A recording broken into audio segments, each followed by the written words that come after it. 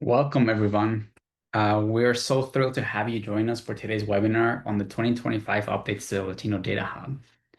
But before we dive into the exciting program, I want to take a moment to reflect on why we built the Latino Data Hub, the impact it has had, and where we're headed.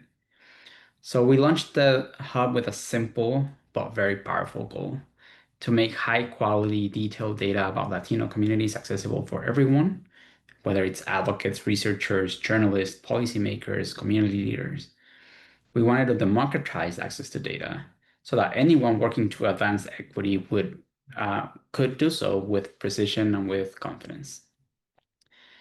And the response has been incredible. Since our launch in 2023, over 43,000 unique users have run more than 68,000 data queries, and over 1,500 recurring users have created accounts to keep coming back to the Data Hub to use it. But the real impact lies in what our users are doing with the data. First, policymakers at every level, from local to federal, have used the hub to support initiatives like expanding Medicare access and investing in affordable housing in LA County. Community-based organizations supported by our data action labs and also by many tailored trainings that we're doing are using the hub to power their needs assessments for fundraising, for program evaluation, and other things. Journalists and storytellers are using the Data Hub to shift narratives, highlighting the diversity of Latino communities, for instance, like the rise of AAPI Latinos, and celebrating progress, such as the quadrupling of Latinas with college degrees in just 2 decades. We've got over 4,000 media mentions since we launched. And philanthropy is being transformed, with program officers and boards using the hub to guide investments where they're needed most. We are really proud about the impact, but we are not stopping. The Latino Data Hub is constantly evolving, shaped by your feedback and your needs, and that's what today is all about. So here's what's ahead. First, Ji Zong, our Data Hub manager, will walk us through what's new on the platform. Then Maria Bonilla, our community manager, will demo how to use the new features. Then Linda Kellum from the Data Rescue Project will share why the hub and other data efforts are more essential than ever, especially as federal data systems face cuts and delays. And this will be followed by a Q&A with all of our four panelists, moderated by LPPI's Director of Communications, Alberto Lammers. Some logistics. First is a quick reminder that the webinar is being recorded. Second, please ask questions throughout the whole program. As the program goes on, use the Q&A function to start dropping your questions, and we will try to get to all of them during the Q&A part of the program. So with that, let's get started. G, over to you.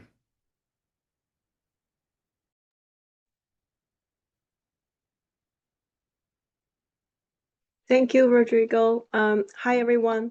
My name is Ji, and I'm a senior research analyst at UCLA LPPI. Thank you for joining us today. I will provide a high-level summary of all the new features we deployed in this year's update. But before I start, I want to echo Rodrigo's comment that I want to thank you, that our LDH user community, for your support and valuable feedback on the data you would like to see, new functionalities, etc. And so today I'm very happy to share that we have addressed some of your feedback and improved the tool significantly. Next slide, please. So first, in the first part of the 2025 update, on top of updating all data sources to the most recent version, and in this case, we predominantly use the 2023 American Community Survey, we added a few new indicators.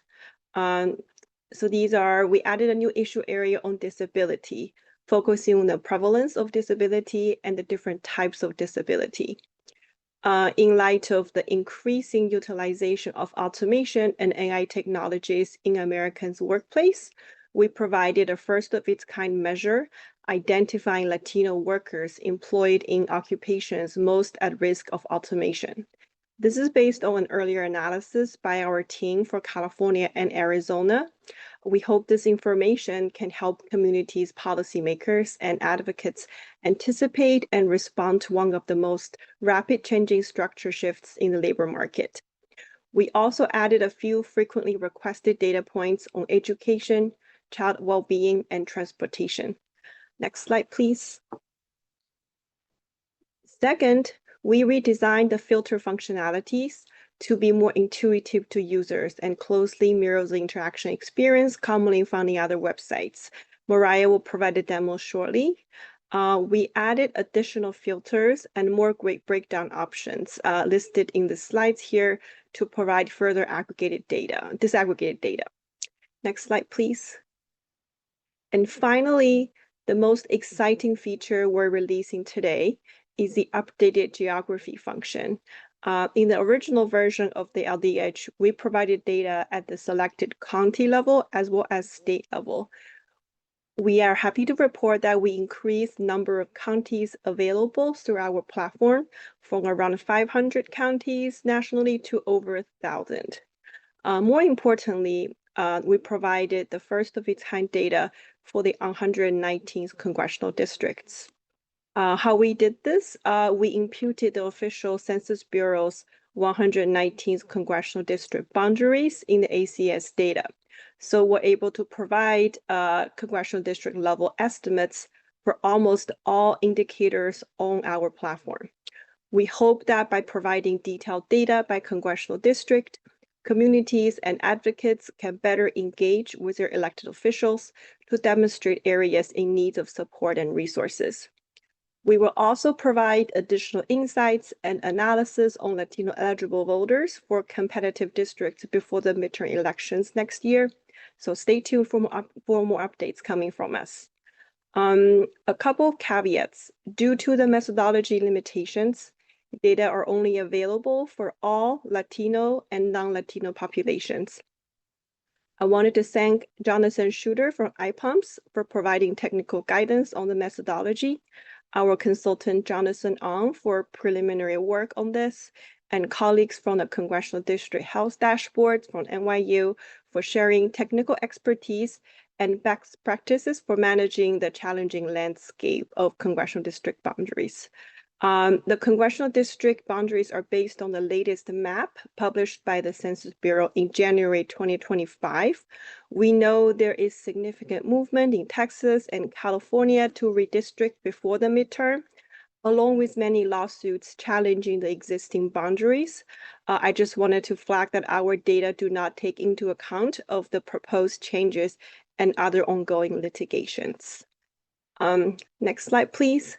Without further ado, I'm passing over to my colleague Mariah to demonstrate how to use the tool. Thank you. Thank you, G. My name is Mariah Bonilla, and I'm the community coordinator for the Latino Data Hub. And today I'll walk you through how to use the Latino Data Hub, focusing on our new features and updates. Before I get started, a reminder that you can ask any questions during my demonstration using the Q&A function in Zoom. So let's get started.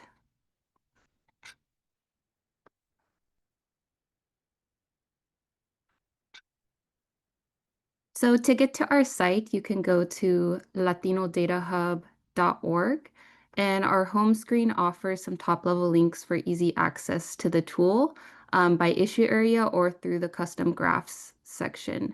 And it also includes the ability to continue fully in Spanish. We recently added our new tab, which is our How-To tab.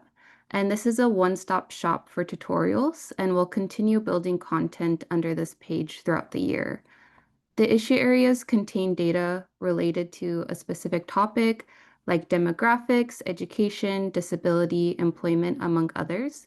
And you can access them in our top navigation or in the center right navigation panel. And you can also find all of our new indicators that G mentioned under their corresponding issue area and in the custom graph section. So for today's demonstration, I'll be focusing on the custom graphs feature, which enables you to access all of our indicators and to unlock all features, including the ability to share customized graphs and save your work. So to do that, we recommend you to create a free account with us. I already have an account, so I will log in. And now that I'm logged in, I will pick a visualization type. So I'll select map and then click the drop-down menu to see the full list of indicators. And let's say we're interested in understanding the percentage of Latinos with a disability. If we open this drop-down menu, you'll see that all indicators are available in the data tool, and they're organized by issue area. So I'm going to scroll down to disability issue area.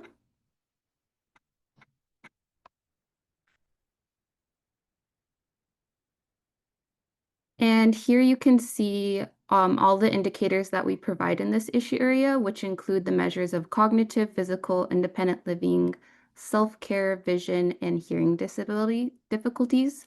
I'll click on disability, which includes anyone who reported any form of disability. And so now that our visualization loaded, you can see a heated map showing the percentage of Latinos with a disability across the United States, as our title reflects. And on the right, there's a bar chart rank with the states and the US average.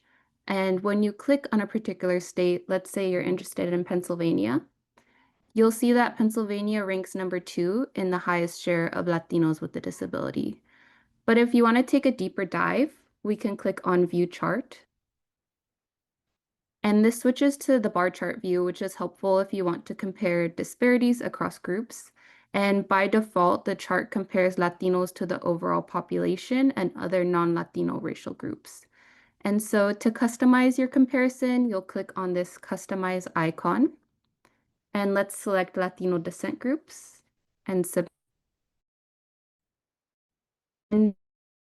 Chart displays this data, but it's broken down by Latino descent groups, such as Mexicans, Puerto Ricans, and Cubans, and others. Additionally,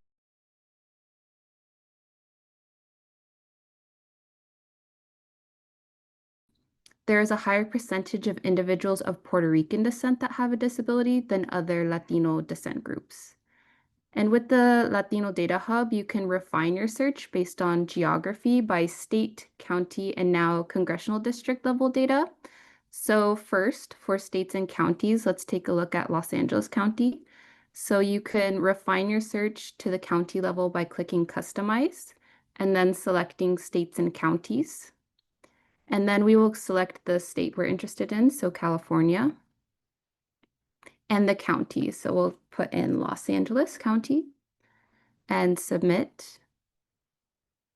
And now your visualization displays data on individuals with a disability in Los Angeles County by Latino descent groups. And so we could see that in our subtitle as well. And as you can see in LA County, people of Cuban descent have the highest prevalence, with 18% of Cubans in the county reporting a disability, followed closely by 16% of those of Puerto Rican descent. And in this release, we provide data on more counties. We've added the ability to combine counties together to create a custom region. So for instance, if you're interested in the greater Los Angeles metropolitan area, we can add Orange County. So I'll go back to Customize and select Orange County and submit. And now our visualization displays data on Los Angeles and Orange County combined. And as G mentioned, with today's release, you can now access data by congressional districts. So let's say you're interested in the same disability information, but for Arizona's 3rd congressional district. To do that, I'll open Customize and select congressional districts.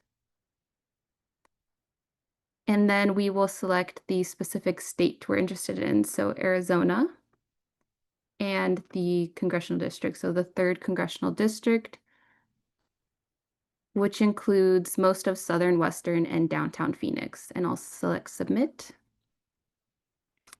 And then I will show you by racial and ethnic. And then here now we see data, but for Arizona's 3rd congressional district compared by total Latino and non-Latino individuals. Our congressional district level data allows you to compare by Latino and non-Latino individuals or break down the population by Latino descent groups, as you saw. So keep in mind that you can choose only one congressional district at a time. If you're interested in making comparisons between geographies, you can click on our new duplicate graph feature, and you can adjust the geography selection accordingly. So for instance, you can change this to Arizona's 4th congressional district to compare with ease between the two.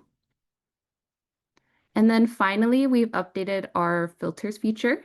So filters help you narrow your data to a specific subpopulation. And to use the filters feature, first, let's open the filters window through the customize icon. And this is where we can narrow down our population based on age, citizenship, employment status, and much more. We've added new filter features. So this includes the ability to filter by sex, disability, whether or not people are entrepreneurs, automation risk, among others. And you'll notice that all filter options are unselected by default. So if, for example, you're interested in viewing the prevalence of disability among the uninsured in Arizona's 3rd congressional district, you can select the uninsured filter under our insurance coverage section. So I'll check this box and submit the filter. And after pressing submit, your selections are reflected on your chart. So you now have data on individuals with a disability, but only for people who are uninsured. And if you want to narrow your selections further, you can add additional filters. So for instance, you can also select those who are US born. And so we'll select that under nativity and citizenship and submit filters. And now your visualization only includes those who are US born citizens with a disability who are uninsured. And we can also see that reflected in our selection and our subtitle. Just be mindful that by selecting filter options, you're changing the population group included in your analysis. And if you ever want to undo a change, you can press this clear my changes icon. And this will provide you with a clean slate by removing all of your selections. And keep in mind that if you ever run into any obstacles, you can share your experience with us by clicking on our support feedback button. And before we conclude, don't forget to create a free account with us to save all your work, sign up for our newsletters, and feel free to reach out to us with any questions or feedback. That concludes my walkthrough of our new updates, but we can't build such a powerful data tool without robust data collection and publication effort by the U.S. Census Bureau and other statistical agencies, including the National Center for Education Statistics. As you might know, some federal data sets are being archived, eliminated, or adjusted under the new administration. So I'll pass it over to our next speaker, Linda. And Linda is a co-founder of the Data Rescue Project and has been instrumental in coordinating and saving publicly available data. Thank you very much. I'm very excited to talk with you today. I am a founding member of the Data Rescue Project, and it's a national initiative to rescue and preserve at-risk federal public data. And the Latino Data Hub is an incredible resource that is available to you because of the robust infrastructure of the federal statistical system. So today I'm going to talk briefly about what's been happening to the system, what our group has been doing to respond, and how you can get involved. And I'm going to put in the chat our link if you are interested in reaching out or getting in touch with us. So next slide. So as Mariah mentioned, the federal government creates a large amount of data through the federal statistical systems, and these are just a few of the sources. There are many, many more, and in some cases, we're finding a lot of people aren't aware that they're even using government data. So one of the examples we've used is Zillow's Great Schools ratings, which if you go into Zillow and look up a house, you'll see the Great Schools ratings, and those are built off of NCES data, National Center for Education Statistics. These public data sources suffuse our everyday lives, whether we are aware of it or not. Next slide. Moreover, despite recent attacks on federal data sources, our federal data collection has been widely recognized and across the globe as widely trusted, widely used, and often the most authoritative source of information. Other people count on our data besides just the United States, people in the United States, besides just Americans. We've had lots of people from the Europe and Canada and other countries getting in touch with us and asking us questions about what's happening in the US. Next slide. In the past 7 months, we've seen unprecedented attacks on sources of federal government information and data. And this includes some sources being taken down, some being altered, some made inaccessible or endangered because of lack of data stewardship within the agencies. And these are just a few of the data sets. There is a Wikipedia entry now for this, but these are just a few of those data sets that we've seen impacted in various ways. There are many other sources that are at risk or no longer have adequate infrastructural support. Next slide. So the Data Rescue Project began in February 2025 as a partnership between 3 data professional and librarian organizations. One's iAssist, Data Curation Network, and RDAP. And at first, we're librarians, so we wanted to help our patrons find data and amplify other efforts that have been active to safeguard federal government information. There's been groups like the End-of-Term Web Archive that have been going on since 2008. So we wanted to make sure people were aware of those efforts. We were gathering that information in a Google Doc initially, and that went a bit viral. We've been joking that it's librarian viral, and it became very popular within different research communities. But our volunteers really wanted to do more than just create a Google Doc. Next slide. So we came together pretty quickly to organize our efforts. We started on February 3rd, and by February 7th, we were already doing our first asynchronous data rescues. And we realized this couldn't be just a solo effort. We weren't the only group involved. So we started strategizing with other data rescue groups. There's one that's focused on environmental data, for instance, named PEDP, Public Environmental Data Partners. So we decided to focus on social science data, which we considered at risk, at possible high risk. And our goals became to coordinate with other groups to avoid duplication, communicate to amplify what was being done and what was planned, we had in planning to be done, and then to rescue, to create thoughtful and sustainable workflows for rescues and to make them publicly accessible as quickly as possible. Next slide. So as I mentioned, we wanted the data to be out there. We wanted people to have access. So we began using a repository called Data Lumos, and that became a critical home for the data sets that we were rescuing. Since February 2025, we've uploaded about 700 data sets to Data Lumos, and there are others who are uploading data sets. Now a lot of people know about it, which is great. So you will see the Washington, D.C. crime data is now in Data Lumos. We started with education and we moved on from there. You can go in and browse Data Lumos and see what all has been added into the resource. And I'll put the link in the chat as well. Next slide. So we also learned from 2017 that it's easy to lose track of rescued data across the many organizations doing these kinds of rescues. So some are using Data Lumos, as I mentioned, and others might use other different kinds of repositories. So be it Dataverse or using their own homegrown kind of repository. So we built a tracker that allows us to catalog the rescues and point to where data sets are living, where the backups are living. So this is across all of the different data rescue groups that are working together. And right now we have over 1,200 entries in that tracker. Next slide.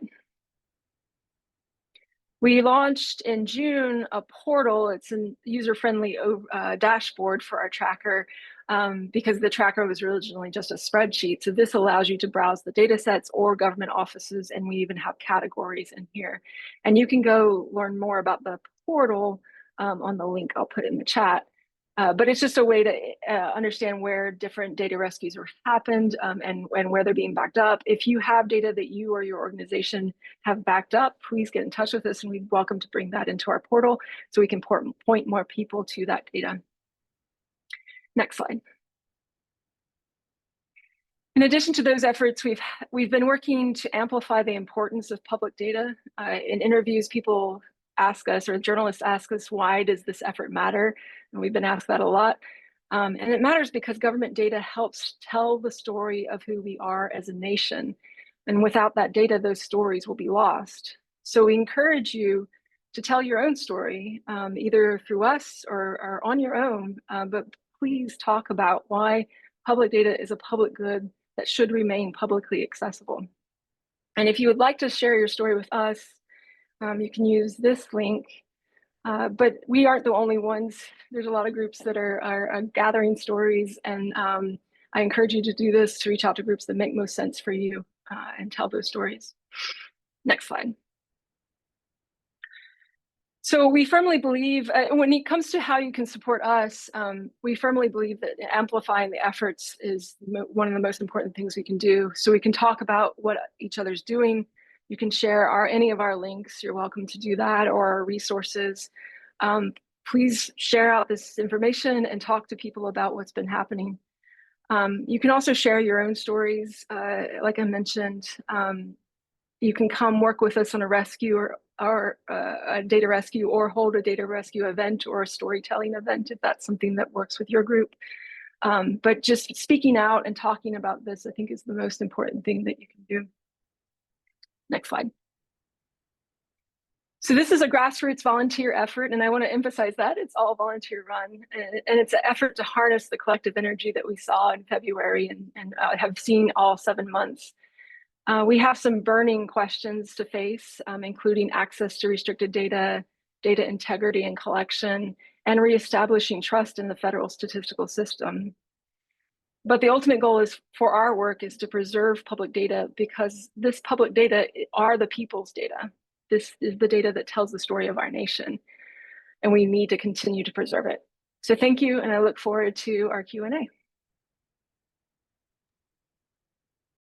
Thank you for your perspective, Linda. Hello, everyone. My name is Alberto Lammers. I am the Director of Communications at LPPI. Now it's time to begin our Q&A. I know some of you have already been using it, but if you have a question, please use the Q&A function at the bottom of the Zoom screen. Linda, I know that you just finished talking about this, but I'm going to ask you, I'm going to start with you. Can you go a little bit more in depth about the urgency, the current urgency to protect access to public data sets, especially those who that reflect marginalized communities? Yeah, the urgency, I think, definitely varies from agency to agency, and but we're certainly seeing continued access and challenges to continued access. I think marginalized communities and the data about marginalized communities are a major concern, which is a very different thing from last time.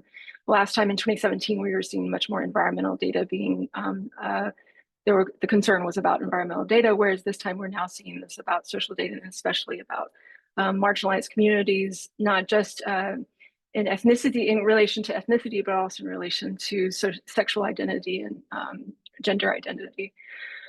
So examples of some of this, one of the first things that we went after was the Department of Education civil rights data collection, because we wanted to make sure that that was backed up. And it wasn't because we knew that that data set was coming down, it was because we saw that the Department of Education could be at risk of dismantling.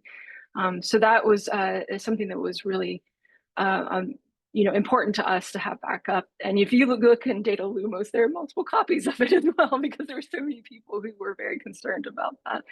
But yes, I think if you are concerned about a data set, if you aren't sure if it's been backed up, get in touch with us. We have a wide network that we can tap into, to both in our portal, we can look, and then also in other places we can look and see where data has been backed up. And we're happy to work with anybody. Thank you. Now I'm going to pivot back to the LDH team, and I'm going to start with you, Rodrigo. As the Hub's founding director, can you describe your vision for this platform and how these new updates advance that vision? Thank you so much for that question.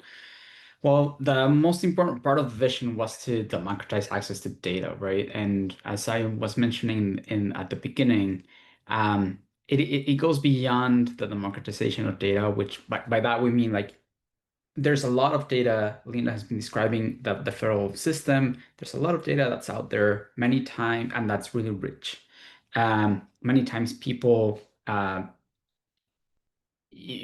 have the skills or the technical expertise to be able to, from the data, create the insights that they need to be able to understand what the community needs, what kinds of investments need to happen.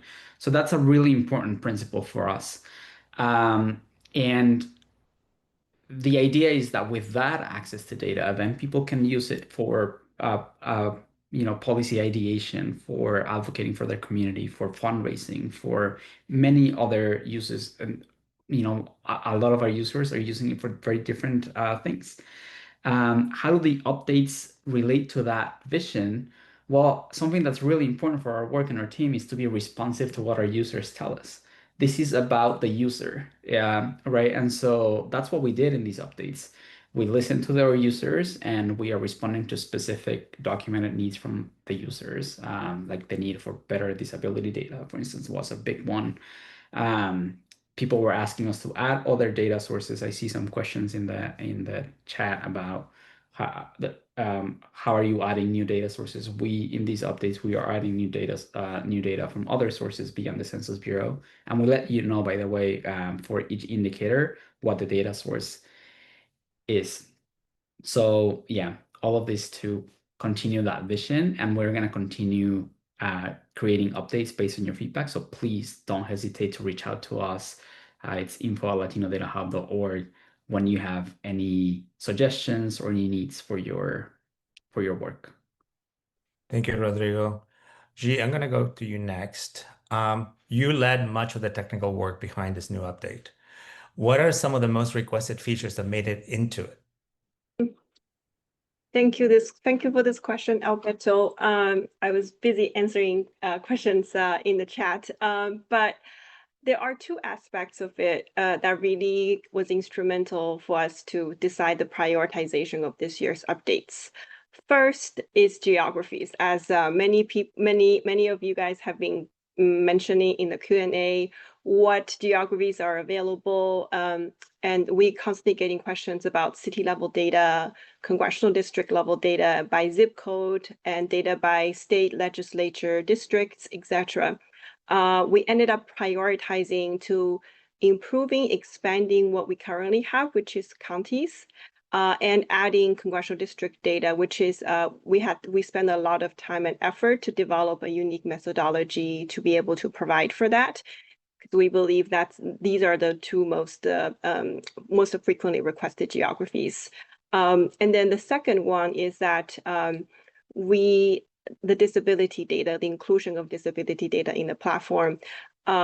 This really started out when, as Rodrigo mentioned earlier, that we had a pilot of the Action Lab in Arizona last year, where we wanted to provide in-depth engagement and capacity building effort to community-based organizations in relation to their capacity of using data for their advantage. One participant who worked on disability advocacy pointed out that there is no disability data on our platform, and this is something very instrumental for them, and it's hard to find such data, especially for the Latino community elsewhere, and it really deeply impacts the Latino population. So as a result, we did some landscape analysis in terms of which indicators we should use, and then how will be more helpful. So in this case, we were able to incorporate disability as an indicator. You can also overlay it with other factors, and then you can also use it as a filter. So these are like a multidimensional way of including disability, instrumental to our platform. Thank you very much. Thank you, G. Mariah, the next one's for you.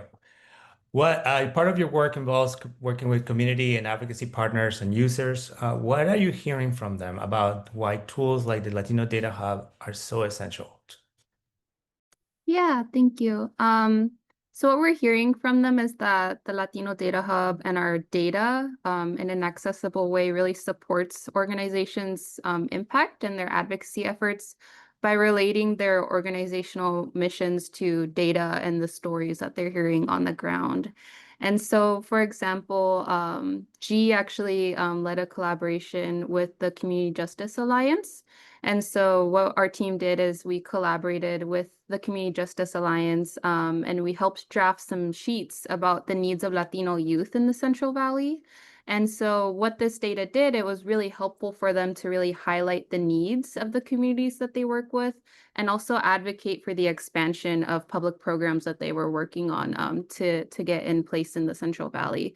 And so, yeah, we've really been hearing that the data has been supporting some impact and also already some of the advocacy that they're already doing on the ground.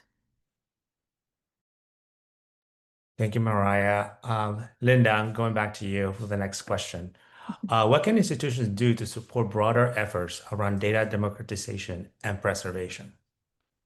Right. Yeah, I think definitely learning about the efforts and what we're doing and in our different groups and kind of how we're supporting each other, I think is one way. And we have a lot of that information on our website. Also reaching out to groups and talking to us about coming to meet your communities, I think would be a great way, especially if there's a group that is very connected to the kinds of things that you do, be it Latino Data Hub or be it public environmental data partners. Have us come to your communities and talk about the reason why we're doing this. I think if you like to host a data rescue event or storytelling event, and that's something that the Civic Switchboard out of Pittsburgh did that I thought was really powerful. They actually hosted a storytelling event to talk about why public data matters and why it's a public good and why we should be supporting the government should provide this data. And then writing to your local leaders, I think local is where we should focus our efforts to try and make sure that they understand why this data matters and support public data efforts within our communities. Thank you. Thank you. The next question is for the Data Hub team. Does the Hub include data from the Puerto Rico Community Survey? Thank you for that question. I think every time we present this, we get a question. The short answer is unfortunately no. I think it's a couple of things that constrains our ability to include it. I think first of all is that Puerto Rico has a very different racial and racial segregation and racial context than America, and then the way that the racial comparison that makes sense is a little different than the U.S. states in general, and so I think it requires a little bit more thinking about how to present the data accurately and correctly. And then there are also sample sizes concerns, etc. And then second is that it just takes a lot of resources to incorporate a new data set into the existing platform. So I think this is something that we continue to fundraise on, and we hope. But if you are, I always offer this, if you are interested in data on Puerto Rico community, we did some studies years ago using the Puerto Rican Community Survey. So if there's any particular data points that you're interested in, happy to be a resource that reach out to us, and then we can share with what we have so far. And yeah, so thank you very much. Thank you, G. I'm going to stay with you for the next one. For disability or cognitive impairment, for example, do we have data on potential drivers? For example, whether the person has a particular neurological disorder? Unfortunately, we don't have we don't have information about potential drivers specifically that you identified here. We have information, we talk about these indicators from a framework of social determinants of health, and we consider a lot of those indicators like family well-being, access to health insurance, access to public benefits and transportation, as well as like access to digital technology, all plays in a role in the overall health and well-being of people and families. And so, but then we don't have a lot of data on health outcomes. So we see a lot of questions about mental health, neurological disorder, and unfortunately, there's not a good survey and underlying data sets that can allow us to do this level of detailed analysis. And I think there are more research papers about this instead of like a comprehensive data sets. And so as a result, we were not able to include them in there. But I recommend checking out our partners' website, the city health dashboards and congressional district health dashboard. They have a lot of health outcome data they try to break it down by race and ethnicity when possible. Thank you. Thank you, G. The next one, I think you answered the next one that I was going to do for the team, but I have another one for you guys. Do you have any examples to share about how the Latino Data Hub has been used for policy or advocacy efforts, particularly at the state or local level?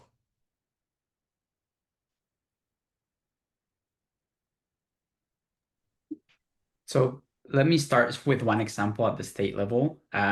So in April 2024, the California Assembly Health Committee reviewed, Assembly Bill 2131, which would require the state's certified nurse assistant competency exam to be offered in both English and Spanish.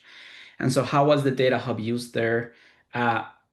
Very directly estimating how many people you can go to the Data Hub and see how many people in the state of California are only Spanish speakers. How many people who work in the health industry speak Spanish.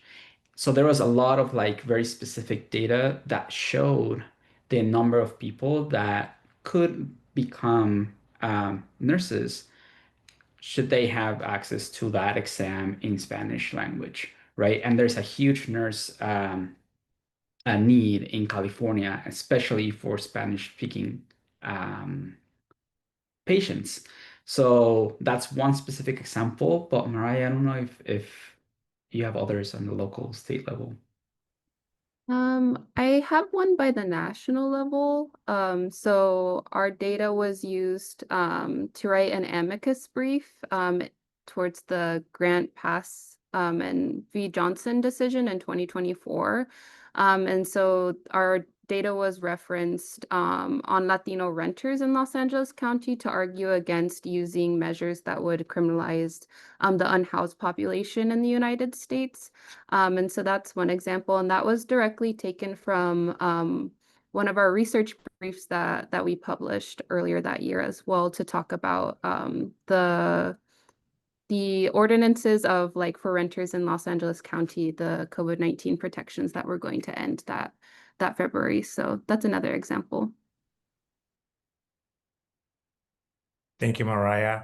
I have a couple of questions here. I'm going to try to merge them into one, and it's about the use of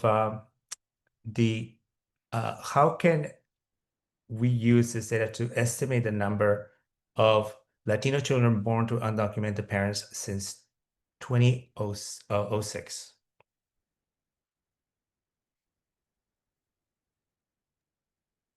This is a tricky one, and I would like to just preface by saying that I think estimating that Latino children born to undocumented parents and also the estimates of like in general undocumented immigrants have been challenging and difficult. And I would say that there is also a lot of sometimes some kind of skepticism in the field about how to map the family dynamics and correctly within the data. So if you're interested in this topic, happy to connect offline about this, but also I recommend checking out the Pew Research Center, the Migration Policy Institute, as well as the Center for Migration Studies of New York. And also if you're in LA locally, I recommend checking out Equity Research Institute's California Immigrant Data Portal. These are all great resources and own estimating the undocumented immigrant population. So thank you. Yeah. Thank you, G. This was for the team. Is there data on Latino voters by congressional district? Now there is. Oh, go ahead, G. No, go ahead. Yes, so now you are able to by congressional district see if, especially if you use the, you can do it in several ways, but one of our filters that we have, the new filters, is about eligible voters. So you're able to select that filter. If not, you can also use the indicator that's called total population, and then use two combinations of filters. One is to only filter in the people who are above 18 years old and only include the citizens.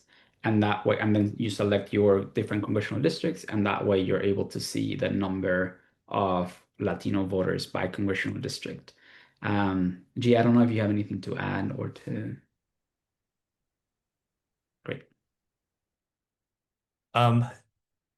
The next one we have here is, I'm sorry, they're coming in pretty fast. This one's for Linda, is someone aggregating links to sites using data like yours in the ongoing stories? Pittsburgh was mentioned, there must be others. Those examples could inspire people in other communities to create their own stories. Yes, that's a great question. And there is a group called, I'll put the link in the chat, America's Essential Data, where you can go and look at they're very short. They're not quite as expansive some as the ones that we've been doing, but you can go look at how they're structuring the stories that they're collecting. We've also have 3 on our website, so if you wanted to go look there, I put in the answer one of the examples of that. And there's also Civic Switchboard has made their materials open. So if you wanted to do a storytelling event, you can use their materials to do that, and they have a great structure for the way they do it. But I think that's a great idea. Some of us are trying to share it as possible. And if you are seeing stories come out like that, please feel free to get in touch with us, and we're happy to share. Thank you. The next one for the team is, have you thought about creating a platform for orgs or media to centralize impact work data, such as quantitative or qualitative, to best understand the impact they're making?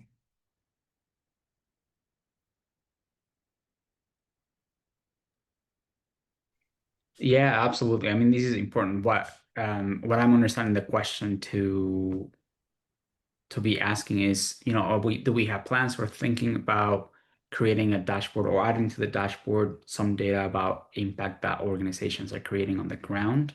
And that's something that we've been thinking a lot about, how to partner with others and how to create that at different geographic levels, because showcasing that impact that community orgs and the media are like creating and the change that they're making is not only really powerful, but really important. Thank you, Rodrigo. We have a request for G. Would you mind restating resources to find out more? Yeah, is the best way to put it in the Q&A or in the chat? Because I've heard some people saying that the chat is disabled. Yes, it is disabled. We can put it. Actually, no. The chat to everyone is you can actually send it to everyone. Okay, then I will just send it in the chat, because I know a few people are asking this question.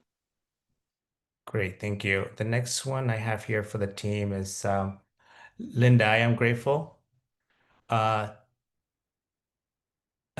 the data rescue team for your work. As I work in the cancer field, I am concerned about loss of quality and trustworthiness of data found in NIH, NCI, and CDC sites. Seems like the overseers have sanitized much of this info and info related to disparities DEI research. Have you captured our data before beginning the beginning of the huge purge?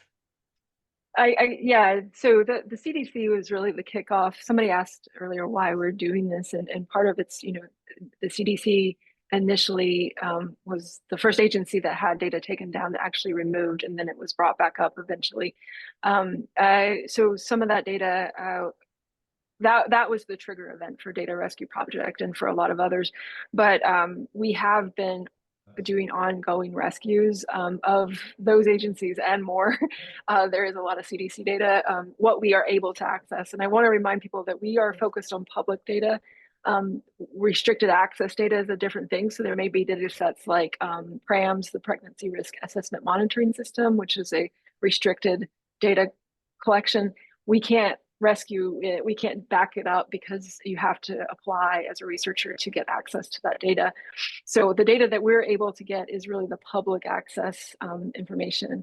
And it's not just data. There are groups that we work with, Internet Archive, Wayback Machine, and another group called Safeguarding Research and Culture to back up the entire website. So there is a backup of the CDC. I'll put it in the links after I get off, that shows the CDC website prior to the actual changes that happened in this administration.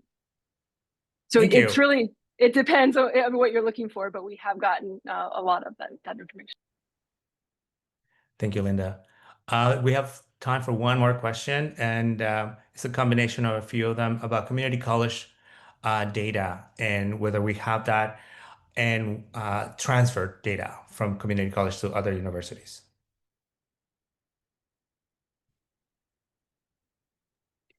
So the answer is that right now we don't have that data on transfer data, but we do have some upcoming research about community college bachelor's programs, for instance, by our affiliated experts. And so I will keep an eye out on that. That's coming up in the fall. Thank you, Rodrigo. I'm going to throw it back to you for the closing remarks. Thank you so much, Alberto. And I want to thank you all for being such an amazing audience today. We have so many questions that we were not able to get to, but we're going to be collecting those and getting back to you all. Your engagement, the curiosity, the commitment that you're showing today are exactly what made the Latino Data Hub thrive, and we're hoping that we are there for you as a resource. As you saw throughout the program, for us, data is more than just numbers. It is about the people it represents. It's about the stories that it helps us tell. It's about the power that the data can help build in our communities. So thank you so much again for joining us. And if you have any questions, ideas, would like to collaborate in any way, please reach out to us, info@latinodatahub.org. For press inquiries, please contact LPPI Press at luskin.ucla.edu. And we're going to be sharing some links in the chat for more things. So thanks again. We look forward to continuing this journey with you.